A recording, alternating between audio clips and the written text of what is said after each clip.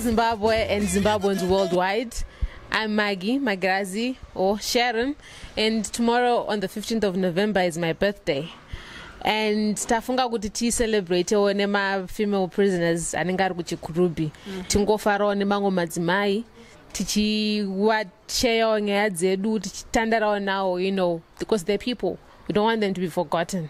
Yeah. Saka I'm going to be celebrating my birthday, kasweet 16 kangu. So tango tichibatanidzewo zvekare nebirthday ramagi isusu semure Bustop futi Bustop TV tiri kusvitsawo 3 years. Bustop TV iri kusvitsa 3 years, 3 strong years. Kachiri kamwana kari kungoti kakamaya anodona chidadaira tiri kupusha, tiri kusvika ipapo. Tinoda kuenda masponsors edu ndo zvekare vari kuenda nesu kunodoneta kufemale prison kuchikurubi.